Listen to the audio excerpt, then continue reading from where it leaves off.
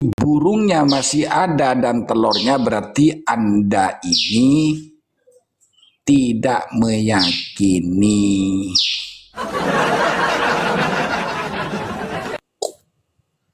Usman, silakan.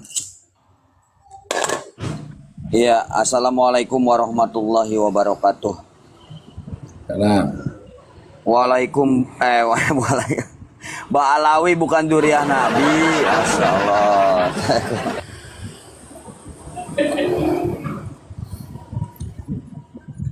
Dari mana saya mulainya ini, Yai?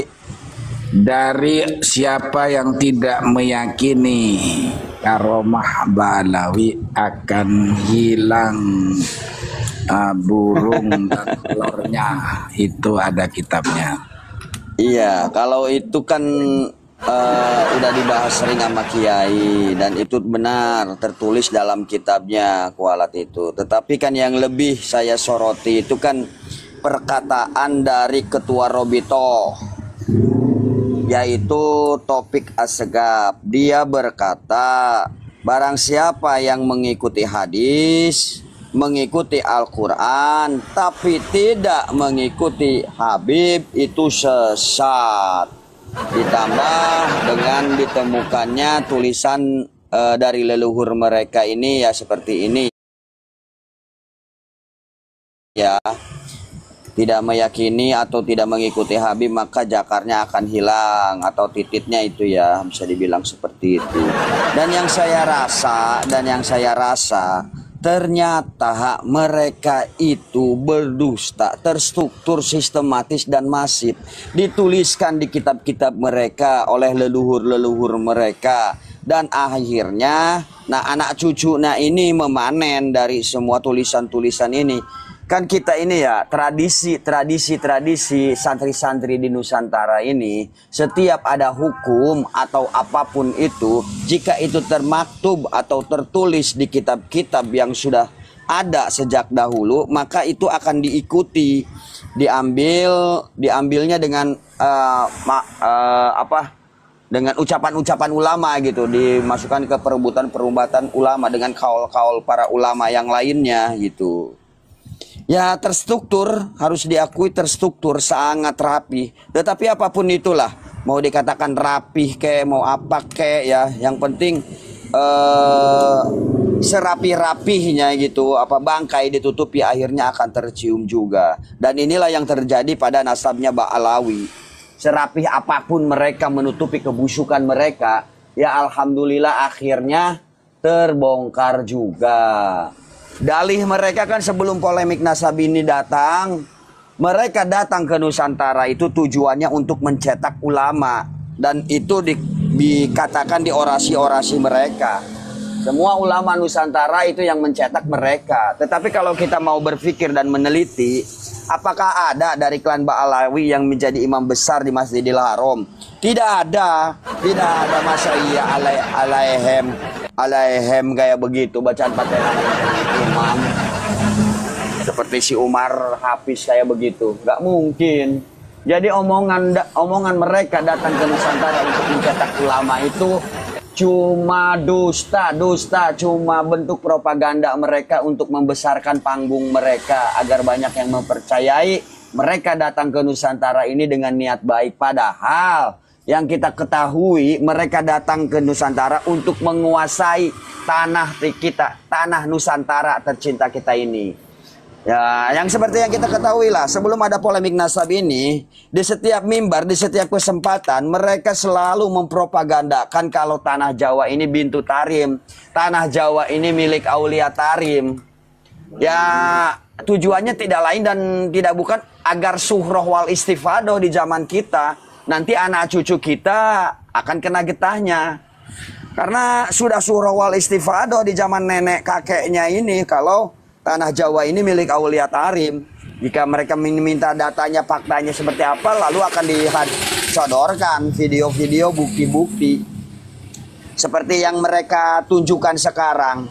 Ulama mana yang mengakui Ba'alawi itu sebagai keturunan Rasulullah, ulama Nusantara? Mereka menghadirkan foto-foto, ada Habib yang sodong foto bareng dengan ulama khos yang sudah nggak ada, menampilkan video ulama kita yang karismatik sedang duduk bareng bersama Habib, dan itu menjadi dalil buat mereka, pengakuan mereka kalau kiai kita, kiai Nusantara sudah mengakui mereka sebagai keturunan Rasulullah.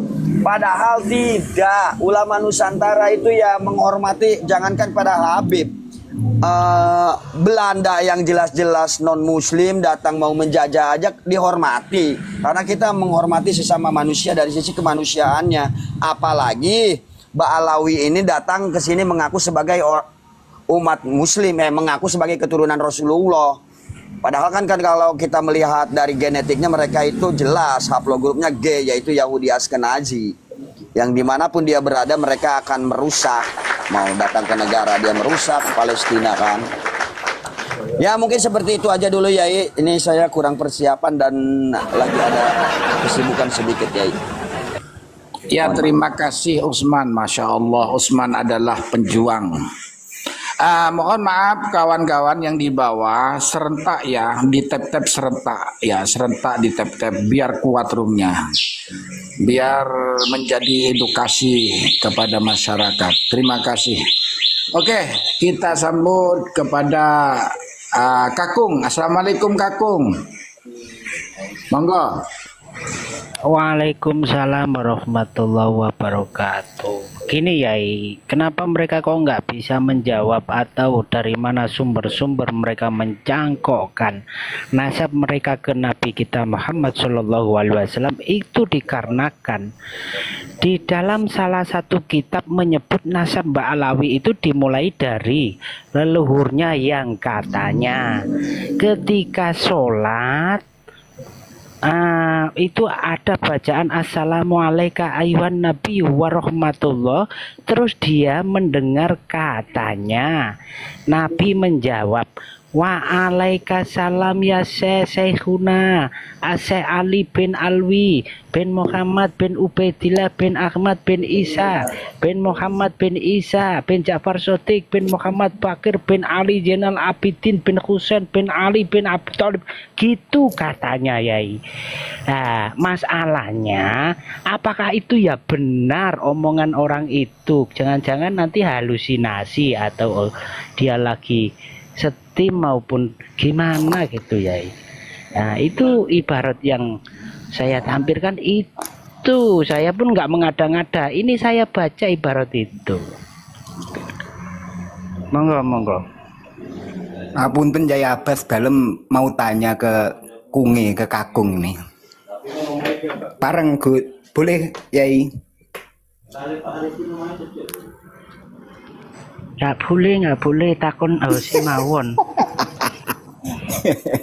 Gini Gong, kitab-kitab seperti itu apabila terdistribusi sampai ke pondok pesantren, apakah bahayanya tidak besar sekali Gong? Karena begini, ketika saya nyantri dulu, tradisi belajar, semangat belajar santri untuk mendalami kitab kuning itu luar biasa. Bahkan dalil apapun kalau tidak bersumber dari kitab kuning yang gundul, kitab gundul saja kalau tidak kuning tidak begitu difanatiki sama santri-santri golongan saya dulu. Nah, ketika itu masuk, kemudian dikaji sama santri-santri, apalagi santrinya kiainya tidak selektif mengaji kitab. Bukankah itu menimbulkan bahaya yang luar biasa bagi santri-santri di masa yang akan datang, Kong? Mohon dijawab, Kong. Ya itu ya tergantung santrinya dan tergantung pengasuhnya Yai. Kalau santri-santri itu sudah terbiasa beristimbat untuk mencari sumber masotir dan juga maroji, pasti dia akan bisa membedakan mana yang betul dan mana yang tidak betul. Makanya santri-santri kita itu bisa membedakan mana yang mukholifulis syariah, mana yang cocok dengan syariat. Itulah kita bersuara karena menanyakan sumbernya dari mana, masodirnya dari mana. Karena kullu syai'in masodirun wa maroji, itu juga kaidah. Kan gitu toh. Kalau mereka menyandarkan kepada kiai-kiai kita yang sudah mendahului kita menghadap Allah Subhanahu wa taala, Kita tidak menyalahkan kiai-kiai kita yang menghormati leluhur mereka, tetapi kita istimbat. Kita mau bertanya, dari mana sumber atau marojek kiai-kiai kita mengatakan itu? Jadi kita nggak menyalahkan kiai kita cuma menanyakan sumbernya dari mana. Atau sekarang itu linknya mana? Biar saya baca, kan gitu toh Yai. Nah, monggo. Nah, faktanya ya, menurut sepengetahuan Yai Kakung niki, ada ndak kira-kira kitab-kitab Ba'alawi yang sampai masuk dan dikaji di pondok-pondok pesantren NU itu Yai? Mohon Yai. Oh banyak. Di antaranya Sulamut Taufik, Nasoihul Ibad itu ada. Tapi kita kan enggak membatalkan kealiman para kiai-kiai dari Saddam Ba'alawi toh. Jadi jangan dicampur antara kita mempertanyakan keabsahan dengan keilmuan. Sanad keilmuan dengan sanad pernasaban itu jauh berbeda, lain dari yang lain. Kalaupun mereka itu terputus sebagai duria, bukan berarti terputus sanad keilmuannya, kealimannya. Makanya kita hormati mana yang alim dan mana yang tidak alim, biar kita membedakan. Jangan kok terus kita menghormati dia karena dia mengaku-ngaku nasabnya sebagai orang yang mulia. Ini nggak betul. Agama nggak mengajarkan itu, kan ngoten toh? Intinya kitab-kitabnya Ba'alawi itu tidak semua mengandung doktrin, tidak semua mengandung khurafat gitu ya. Betul. Jadi jangan dicampur aduk atau digebyawiyah ngoten lho Yai. Maksudnya ya kita petanin. Oh ini tidak betul gitu. Kalaupun ada yang mengatakan ini betul memerlukan takwil, oke. Kalaupun ini membutuhkan takwil, mari kita adu ibarat, hujah-hujah mana? Ayo datangkan kulahatu burhanakum. Ayo kita kaji bersama, kita diskusi dan kita mudzakarah. Biar nggak ada saling caci maki, kan ngoten toh Yai? Monggo Yai Usman.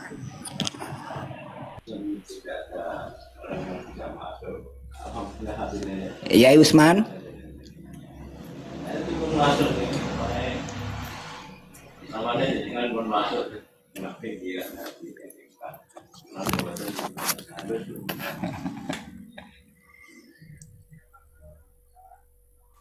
Ya, assalamualaikum warahmatullahi wabarakatuh. Mohon maaf, ada ini.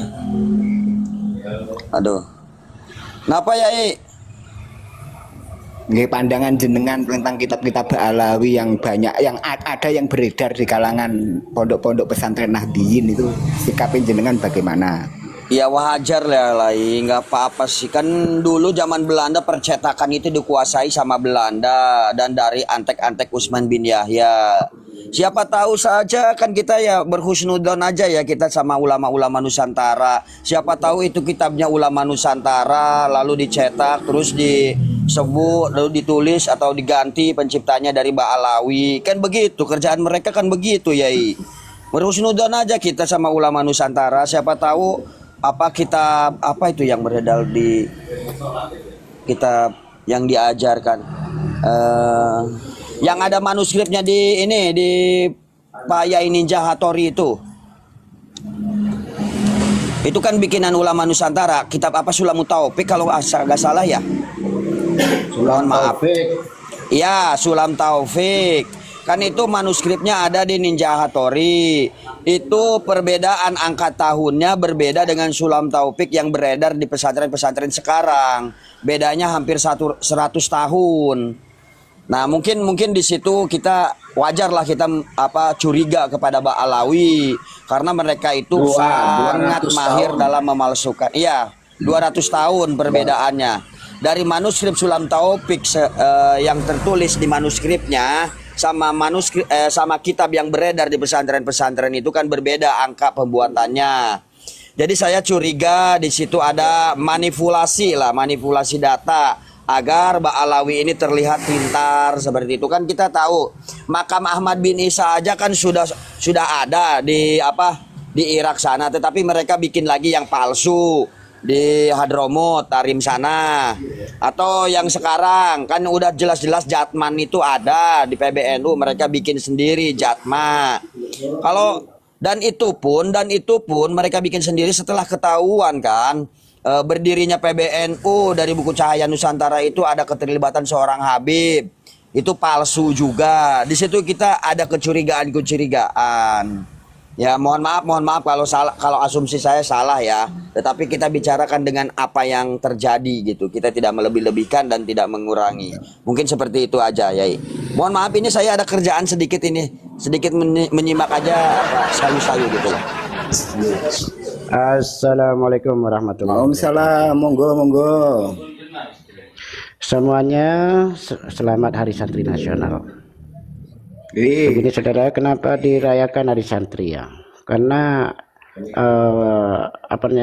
jasa santri kepada negara kita itu tidak bisa dipungkiri. Ya. Siapa yang merobek bendera merah putih biru di hotel Yamatu, di hotel Surabaya? Santri. Siapa yang membunuh Jenderal Malabi? Santri. Ada Ba'lawi? Tidak ada. Nah, kalau santri hari gini santri jadi kibin, ya tolol. Ya, begitu saudara. Karena apa? Tidak akan pernah terjadi hari kibin nasional. Yo. Betul Tapi loh. goblok. Syarat mutlak betul. jadi muhibin ya tolol kan Tapi goblok. Ya betul. Jadi begini ya. Ingatlah para santri. Ingatlah kepada guru-guru kalian ya. Guru kalian itu bukan Ba'alwi. Junjungan kalian bukan Ba'alwi. Ba'alwi itu migran, numpang makan. Ya, numpang beranak. Jadi ingatlah pada hari ini, kembalilah kepada guru kalian. Guru kalian adalah kiai-kiai Nusantara, bukan imigran Yaman. Begitu. Terima kasih. Yai badhe tanglet dalam ini perihal makom palsu. Apakah benar di kalangan habaib untuk membuat makom palsu? Misalnya dia dimakomkan di Surabaya sementara anak cucunya tinggal di Semarang. Apakah benar membuat makom palsu di Semarang untuk memudahkan ziarah? Itu ada kitabnya di kalangan habaib itu, Yai. Mohon Yai Kakung.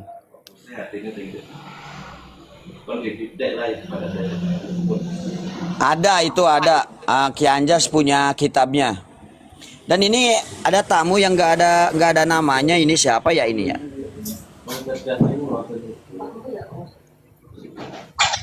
Assalamualaikum. Waalaikumsalam warahmatullahi wabarakatuh. Ini ada suara, gak ada orangnya ini. Waalaikumsalam warahmatullahi wabarakatuh. Ini adalah ibarat yang ada di dalam kitab An-Nahrul Maurud, Sohifa 167 atau 166 ya.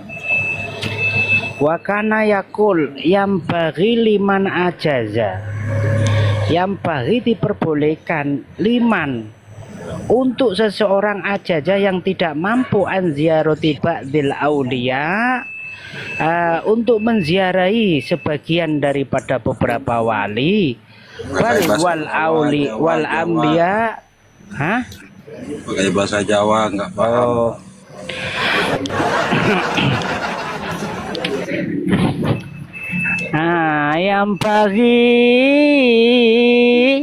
Yang bagi sayukjo liman ketue wong aja kang ra mampu sopeman opo sing sayukjo opo sing oleh liman ketue wong aja kang ra mampu sopeman anzia roti badil auliyai songkon ziarah setengah piro-piro poro wali balwal ambia, bahkan utawa balik lan poro nabi. Apa sing yang bagi Opo ayu sakiso yento gawe replika utawa gawe awak-awakan ngono maksude, gawe kuburan-kuburanan ngono. Ayo kasih sayento duplikat sopaman ajaza duplikat dori khodalikan nabi ing kuburane iko nabi awil wali utawa kuburane iko wali suratan khisiatan min saubin au nahwihi gitu yai. Nah, jadi di sini ada anjuran kalau kita nggak bisa menziarah ke Makkah Madinah maka bikinlah Ka'bah di Banyuwangi Bali gitu.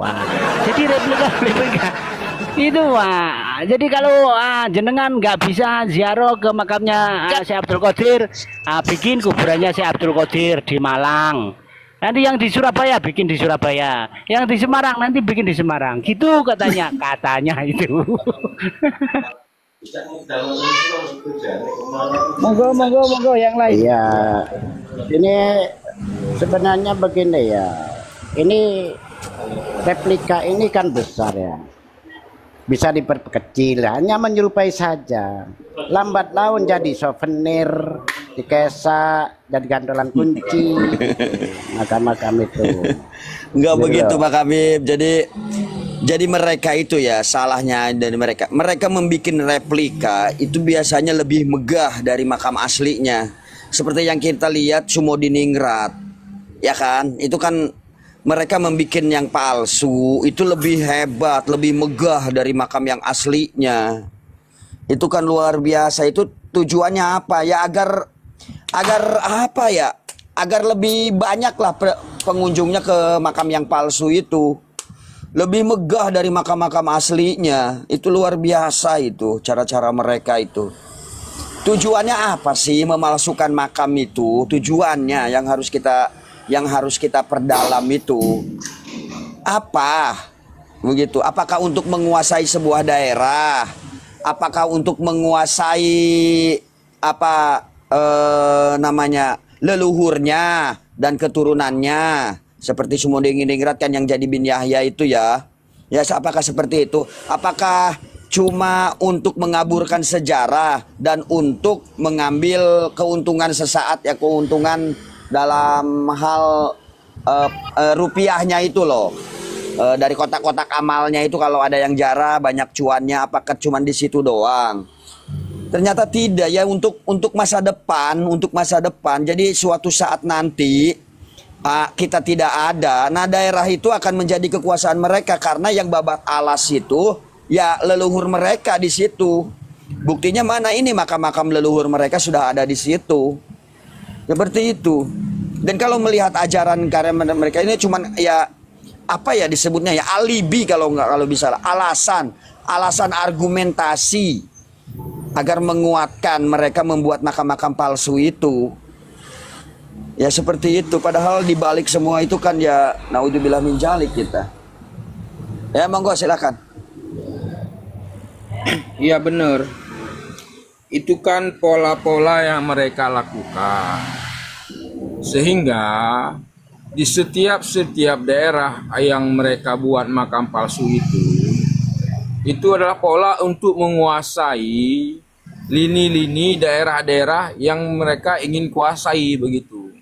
Karena persiapan itu untuk masa depan, artinya untuk niat mereka ingin menguasai untuk kedepannya. Jadi apabila ada terjadi sesuatu, mereka akan mengatakan, ini loh leluhur kami di luar ada di Nusantara, leluhur kami di luar meninggal di Nusantara yang menyebarkan nama Islam. Itulah bentuk mereka ingin menguasai Indonesia, begitu, Nusantara ini.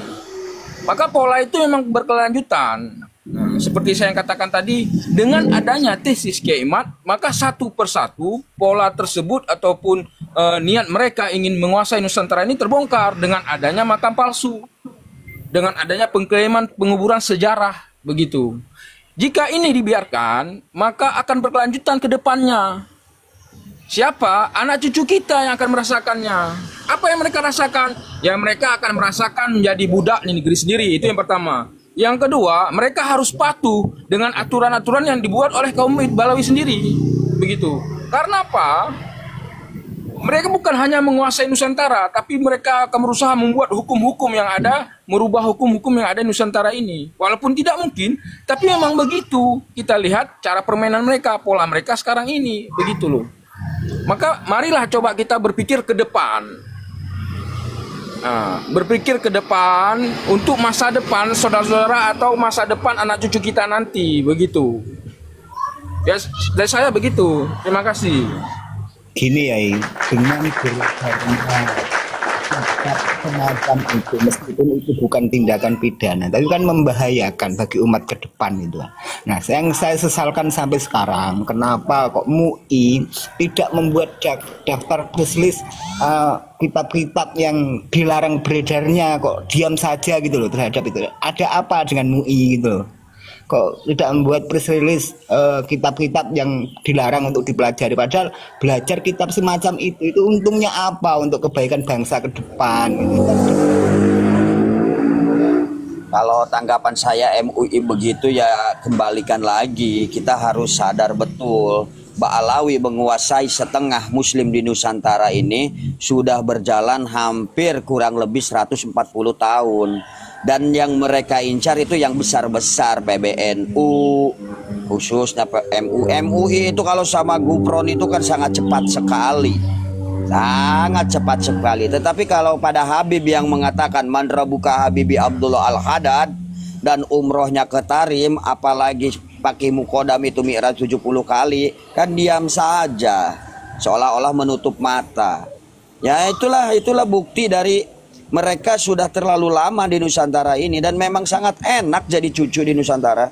Nggak perlu pandai mengaji, nggak perlu pintar berhujah, nggak perlu alim. Yang penting punya modal cucu aja, buku biru, buku hijau dari Robitoh Alawiyah. Bener, sekuat itu, makanya sekuat itulah dogma-dogma mereka kepada orang-orang yang mempercayai mereka sebagai keturunan Nabi. Itu dulu, kan begitu, dulu. Jadi dogma itu melekat sampai sekarang. Siapapun mereka, mau kiai, mau ustadz, mohon maaf ya, jika masih ada di depannya label mukibin, mereka itu sama saja. Itu menurut saya. Mengapa mereka tidak berani membahas masalah-masalah dongeng kurafat dan ceritakan kaum Balawi di media sosial yang jelas-jelas dikonsumsi oleh publik, begitu. Contoh begini, contoh Trans 7 itu pernah nggak mereka membahas tentang cerita-cerita kurafat Balawi yang jelas terbukti di media sosial? Mengapa mereka mengupload video tentang santri Lirboyo yang adabnya kepada ulama, mereka memframing dan sebagainya? Mengapa? Ya karena mereka ingin memanipulasi bahwa ingin menutupi semua kebohongan mereka, bahwa ajaran sesat mereka selama ini telah terbongkar dengan banyaknya suara-suara seperti kita ini. Begitu loh, kitab-kitab karangan yang mesum-mesum itu. Mengapa mereka tidak mengkaji atau melarang atau apapun itu? Mengapa? Karena nggak ada yang berani. Trans 7 aja nggak berani. Padahal itu sebuah media sosial, sebuah media di Nusantara ini yang sudah tingkat nasional. Jadi ketika ada televisi yang bisa membahas masalah kurafat atau dan sebagainya bahwa itu tidak benar, mungkin masyarakat awam ini mungkin bisa percaya, bisa tahu. Dengan adanya itu masyarakat nggak tahu. Begitu loh maksud saya. Kan jelas. Di media sosial mereka kan, mohon maaf ya, di media sosial mereka terang-terangan mengatakan menghina Habib dan sebagainya, cita-cita kurafat yang mereka sebar.